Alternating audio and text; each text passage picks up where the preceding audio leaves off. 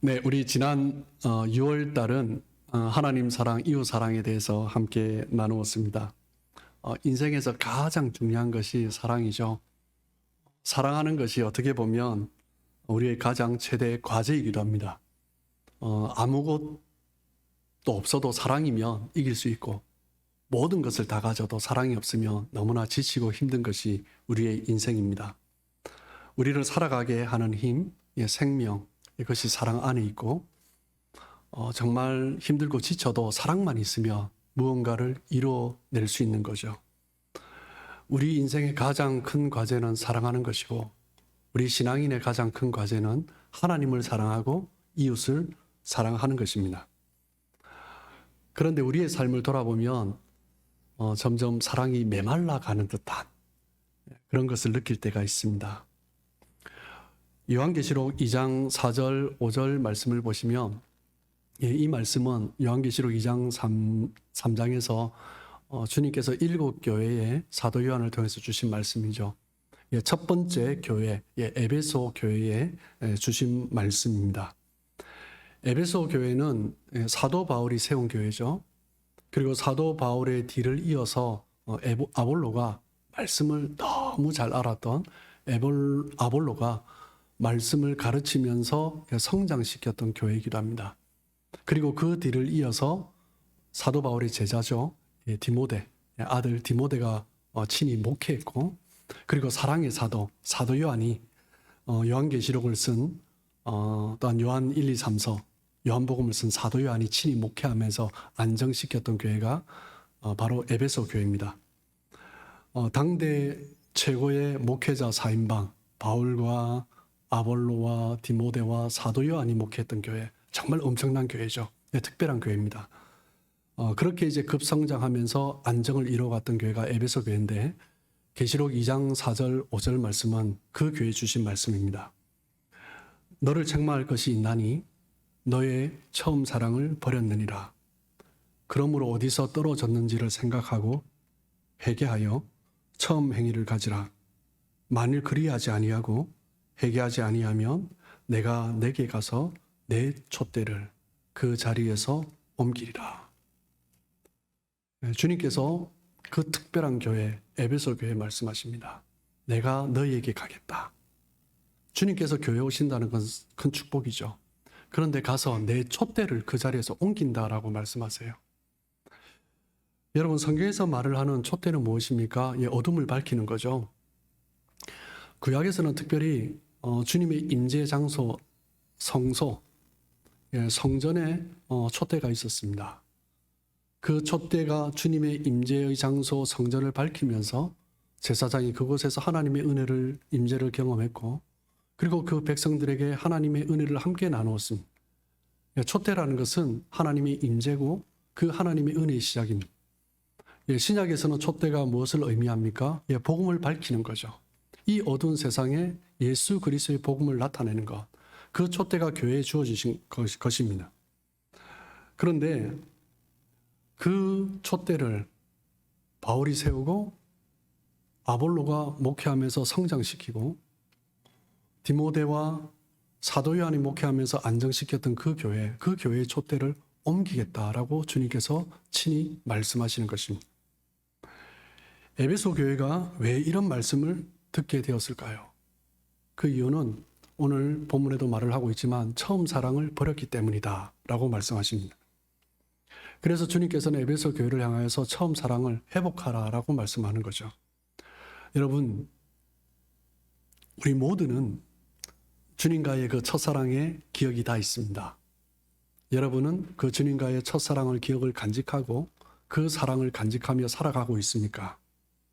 아니면 그 주님과의 첫사랑의 기억이 너무나 어렴풋하고 그 사랑의 은혜가 너무나 메말라져서 나와는 상관이 없는 듯한 더 이상 그런 인생을 살고 있지는 않는가. 오늘 함께 말씀을 나누면서 우리 상태를 점검해 보았으면 좋겠습니다. 주님과의 첫사랑을 잃어버릴 때 나타나는 현상은 무엇인가? 오늘 조금 길어요. 한 10가지 정도 나눌 텐데 함께 나누시면서 나는 어떠한가 한번 돌아보는 시간 되길 원합니다. 주님과의 첫사랑을 잃어버리면 나타나는 첫 번째 현상이 무엇입니까? 기도하지 않습니다.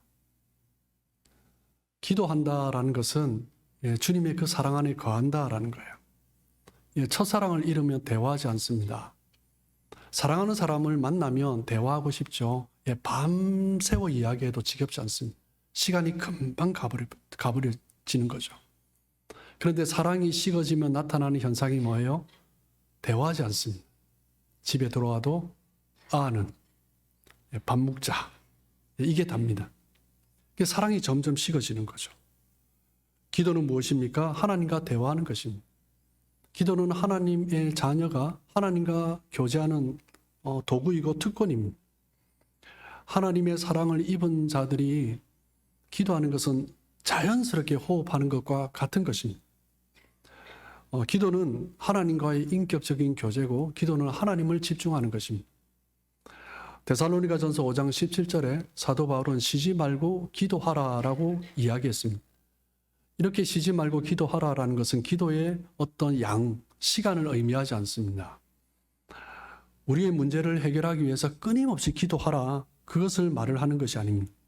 쉬지 말고 기도하라라는 것은 우리의 존재가 하나님 안에 있을 때 비로소 우리의 존재가 가치 있는 존재고 우리 삶의 의미가 어떤 것인지 깨달아 간다라는 것입니다. 기도한다는 것은 하나님을 전적으로 신뢰하는 거고 하나님을 의지하는 것입니다. 쉬지 말고 기도하라는 것은 우리 인생 가운데 전적으로 하나님 안에 거하고 하나님을 찾고 하나님을 구하는 행위, 그것을 멈추지 마라라는 거예요. 하나님으로부터 시작해서 하나님으로 끝나는 것이 기도죠. 우리 신앙인의 삶이 바로 그러해야 한다라는 것입니다. 신앙인의 삶이 하나님의 사랑 안에 거하고 있으면 기도의 자리를 지키는 거죠.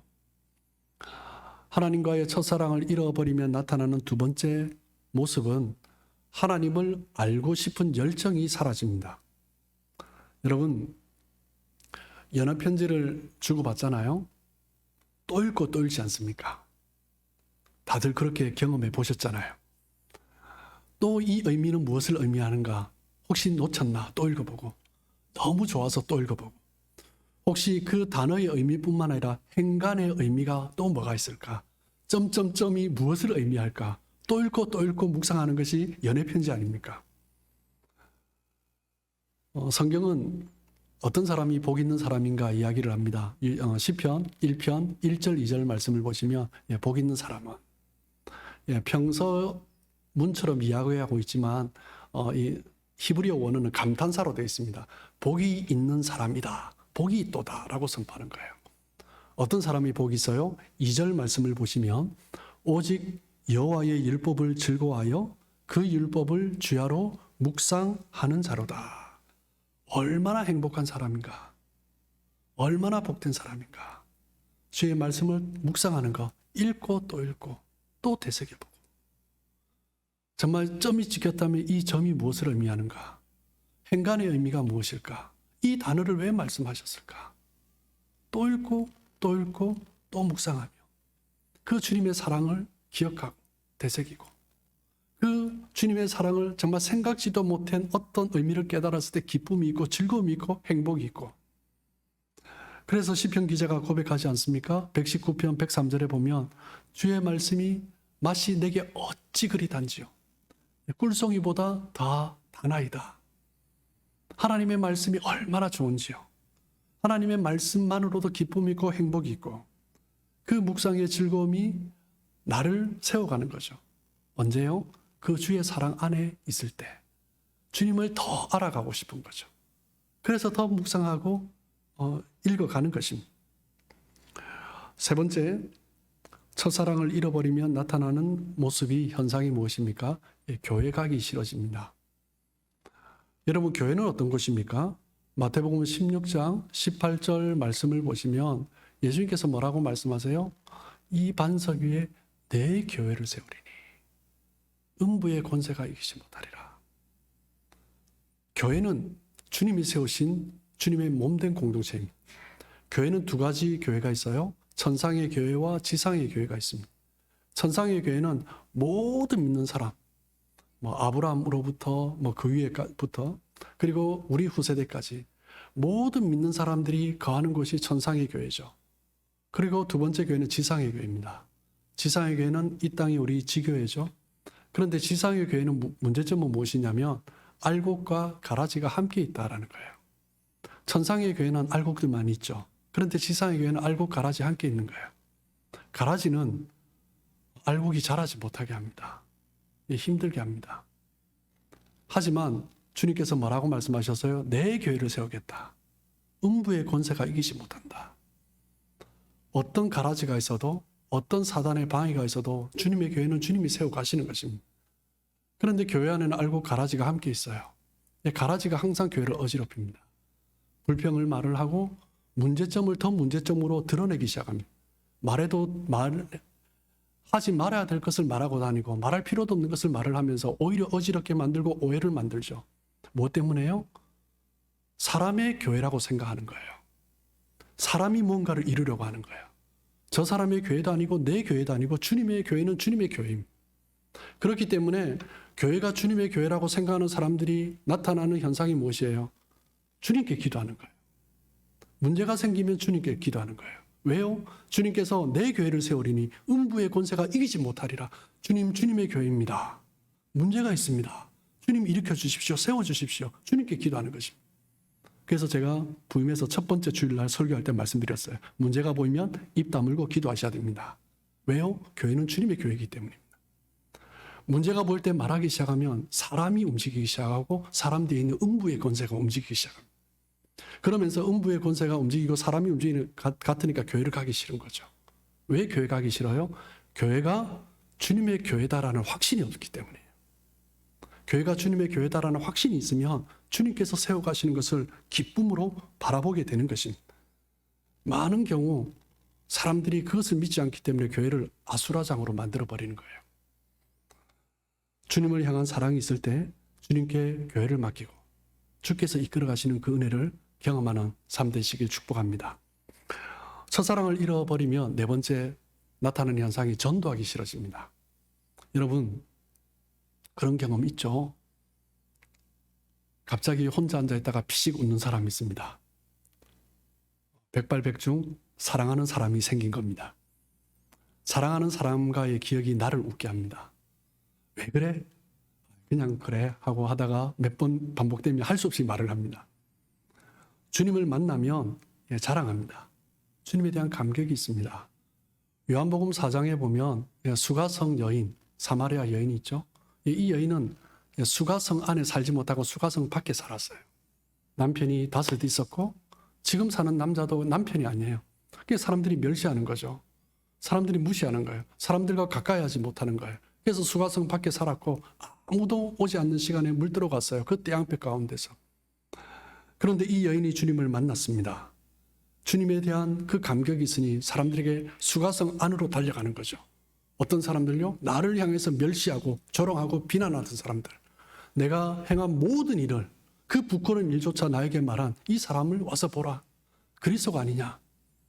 그래서 사람들이 몰려듭니다. 도대체 이 여인이 어떤 사람을 만났길래 이 수가성 안으로 들어와서 이야기를 하는가. 사람들이 놀란 거죠. 우리가 멸시하고 비난했는데 들어온 거예요. 사람들에게 자랑하는 거예요. 그래서 사람들이 와서 구원을 받은 것입니다. 예수님을 만난 이후에 자신의 생계 수단이던 물동이조차 내던지고 달려간 것입니다. 예수님을 향한 감격이 있으면 그 은혜 가운데 거하게 되는 거죠. 요한복음 1장에 보면 나다나엘이 빌립이 전도하는 이야기를 들었어요. 나사렛에서 무슨 선한 것이 날 수 있느냐. 빌립이 말로 안 되거든요. 나다나엘한테는. 그래서 뭐라고 해요? 와보라. 내가 설명을 할 수 없지만 와보라. 내가 너무 좋다 와보라. 그냥 그거면 되는 거예요.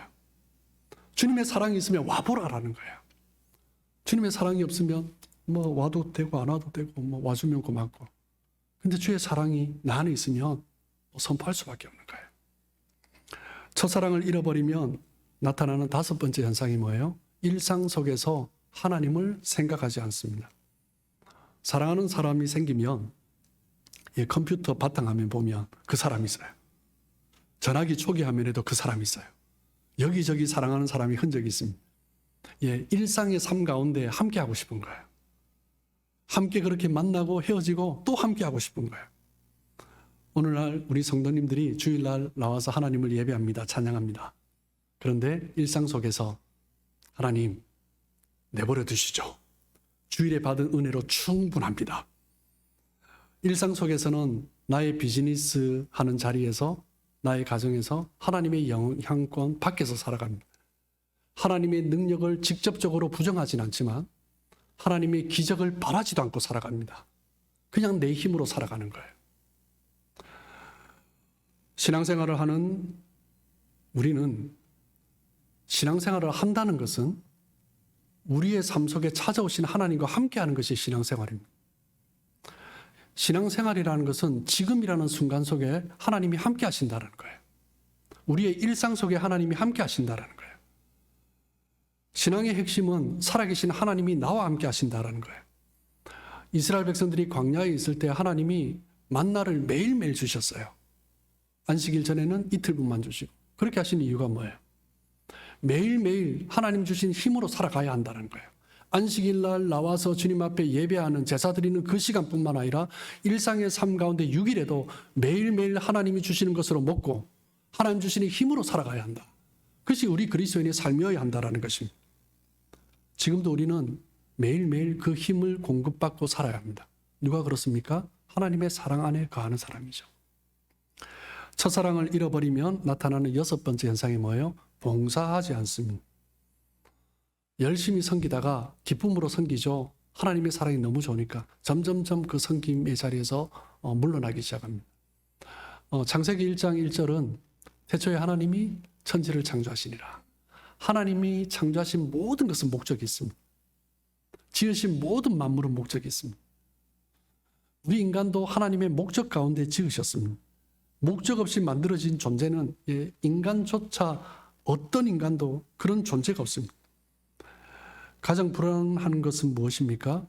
수단을 목적화하는 것입니다. 하나님을 기쁘시게 해드리고 하나님께 영광을 돌려야 할 수단으로 주신 어떤 물질과 어떤 환경, 사람이 수단이 되어버리는 거예요. 뭐 때문에요? 하나님이 점점 잊혀지는 거죠. 이게 더 좋은 거예요. 이것을 더 중요한 것이라고 생각하는 것입니다. 하나님께서 주신 그 은혜를 생각하며 하나님의 영광을 위해서 내가 왜 이 자리에 있는가, 그것을 생각하며 살아가는 거예요. 그러면서 나타나는 현상이 하나님께서 내 삶을 통하여서 기쁨을 받으시길 원하는 거죠. 그러면서 섬김의 자리에 있는 것입니다. 7번째, 첫사랑을 잃어버리면 나타나는 현상이 뭐예요? 인간은 죄인이다. 인간은 연약하다라는 변명으로 너무 쉽게 굴복합니다. 너무 쉽게 죄에 굴복하고 너무 쉽게 하지 말아야 될 관계 속에서 굴복하면서 나아가는 것입니다. 로마서 7장 22절, 23절을 보시면 내 속사람으로는 하나님의 법을 즐거워하되 내 지체 속에서 한 다른 법이 내 마음의 법과 싸워 내 지체 속에 있는 죄의 법으로 나를 사로잡는 것을 보는도다. 죄에 시달리는 인간의 모습이죠. 사도 바울의 고백입니다. 사도 바울조차 그런 고백을 하며 살아갔습니다. 우리는 믿음 생활하지만 또 죄 가운데 내 안에 있는 죄 때문에 또 우리는 싸워야 합니다. 죄지고 욕망에 이끌리는 삶을 받아들이면 어느 순간 패배자로 살아가는 거예요. 그냥 무기력합니다. 그냥 이렇게 살지. 뭘 또 그렇게 해. 그냥 됐어. 교회에서 오랫동안 신앙생활을 했지만 폐잔병이 너무나 많습니다. 끝났어. 폐잔병 의식을 가지고 살아가는 사람이 너무나 많습니다. 사탄이 원하는 대로 그냥 그렇게 내던져진 채 하나님의 사람으로 성화되어 갈 것이라는 기대감이 없는 그 삶을 그냥 살아가는 거예요. 세상 사람들의 생각과 비슷하게, 세상 사람들의 가치와 비슷하게 합리화시키고 세상 사람들이 추구해야 될 것을 함께 추구하면서 그렇게 살아가는 것입니다. 로마서 8장 14절에 보면 무릇 하나님의 영으로 인도함을 받는 사람, 그 사람이 곧 하나님의 아들이다 라고 말을 합니다. 우리는 죄 가운데 우리가 어떻게 할 수가 없어요. 그래서 해야 될 방법, 유일한 방법 한 가지, 하나님의 인도한 가운데 가는 거예요. 하나님의 인도는 누가 가할 수 있어요? 그 사랑을 입은 자가 가는 것입니다. 그 사랑 가운데 하나님께 나아가는 거예요. 그때 우리는 패잔병 의식에서 벗어날 수 있는 거죠. 8번째, 첫사랑을 잃어버리면 나타나는 현상. 다른 사람을 용서하지 않습니다. 주기도문의 마지막 부분에 용서에 대한 기도가 있습니다. 마태복음 6장 12절에 보면 우리가 우리에게 죄 지은 자를 사하여 준 것 같이 우리 죄를 사하여 주옵시고. 단순히 주님 나의 죄를 우리의 죄를 사하여 주옵소서라고가 아니라 먼저 우리가 나에게 죄 지은 자를 사하여 준 것처럼 주님 내 죄를 사하여 주십시오 라고 기도하고 있습니다. 네, 그렇다면 질문이 듭니다. 내가 다른 사람을 용서하지 않으면 하나님이 나를 용서하지 않으시는가? 그 기도의 순서가 그렇잖아요. 네, 그런 질문이 들죠. 네, 그러나 아닙니다. 성경은 분명하게 선포합니다. 하나님을 아버지라고 부르는 자면, 하나님의 자녀이면 누구든지 하나님을 그 죄를 용서해 주시고 하나님의 거룩한 자녀로 세워주신다라고 약속해 주셨습니다. 하나님의 자녀임에 이미 용서받은 사람입니다. 그렇다면 이 기도의 의미는 무엇입니까? 하나님의 용서를 받은 사람이 그렇게 살아야 한다는 거예요. 하나님이 그 큰 용서를 받았는데 그렇다면 나에게 죄 지은 사람조차 우리는 왜 용서하지 못하냐는 거예요. 영원한 멸망 가운데 가을 수밖에 없는 그 죄를 용서받은 우리가 어떻게 그냥 그래도 되고 안 그래도 되는 좀 내가 좀 싫은 그럴 수도 있는 그 문제를 용서하지 못해서 왜 그렇게 살아가야 하냐는 거예요. 이미 용서받은 자로서 어떻게 살아야 하는가 그것을 말해주는 기도입니다. 기도라는 것은 우리 힘으로 할 수 없다는 거예요. 정말 용서하는 것이 내 힘으로 하기 정말 쉽지 않을 때가 있습니다. 그럼 어떻게 합니까? 용서하지 않고 살아갑니까? 아니요, 기도해라는 거예요. 하나님, 용서할 힘을 주십시오. 그리고 내 죄 또한 용서해 주십시오. 그 은혜 가운데 가기를 원합니다. 하나님의 용서를 받은 사람의 마땅한 태도가 무엇인가? 그것을 이야기해 주는 거죠. 첫사랑을 잃어버리면 9번째 어떤 현상이 나타납니까?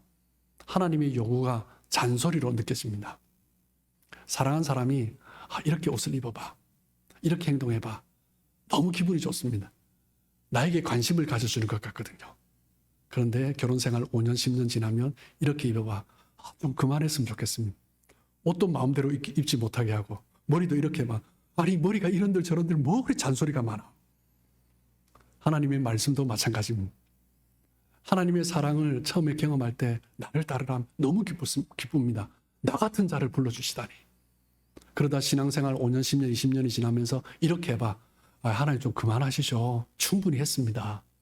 제가 이제 70이 넘었어요. 그동안 열심히 했는데 이제 좀 쉽시다. 후배들에게 넘겨줍시다. 하나님의 그 사랑이 다가오지 않는 거예요. 하나님의 사랑은 자녀로서 하나님 앞에서 누려야 될 사랑인데 어느 순간 내가 너무 많이 커버린 거예요. 그 사랑 없어도 나는 살아가겠다라는 거예요. 로마서 8장 28절 우리가 알거니와 하나님을 사랑하는 자 곧 그의 뜻대로 부르심을 입은 자들에게는 모든 것이 합력하여 선을 이루느니라. 하나님께서 우리를 이 땅에 세우시고 하나님의 그 선을 이루시길 원하십니다. 하나님의 그 구원의 역사를 이루길 원하십니다. 누구와 함께요? 하나님을 사랑하는 자. 하나님의 그 사랑을 잃어버리지 아니한 자.